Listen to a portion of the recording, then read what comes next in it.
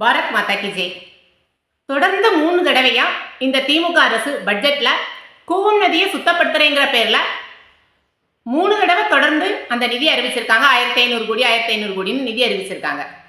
முதல் தடவை அந்த நிதி அவங்க ஒதுக்கும் பொழுது கூவம் நதியை சுத்தம் பண்ணியிருந்தாங்க அப்படின்னா மறுபடியும் 2வது தடவை அதுக்கான தேவை இருந்திருக்காது, அதுக்கான நிதி ஒதுக்க வேண்டிய அவசியம் இருந்திருக்காது.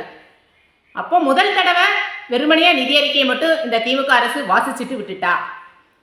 ஏன் 2வது தடவையும் அறிவிச்சாங்க? சரி, 2வது தடவையும் அறிவிச்சாங்க.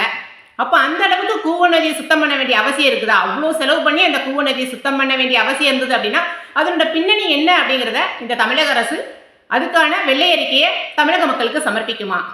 அப்புறம் இன்னொரு தடவை, இந்த தடவையும் தங்கம் தென்னரசு அறிவிச்சிருக்கிறாரு, 1500 கோடி கூவம் நதியை சுத்தப்படுத்த நாங்கள் ஒதுக்கியிருக்கோம் அப்படின்னு சொல்லியிருக்காரு. இந்த நிதியெல்லாம் இவங்க ஒதுக்குறதா தமிழக மக்களை சும்மா நிதிநிலை அறிக்கையை வாசித்து தமிழக மக்களை ஏமாத்துறாங்களா, இல்லை இந்த நிதியை இவங்களே ஏப்பம் போட்டுட்டு தமிழக மக்களை ஏமாத்துறாங்களா? இந்த ரெண்டுல ஏதாவது ஒன்று கண்டிப்பாக இருக்கும்.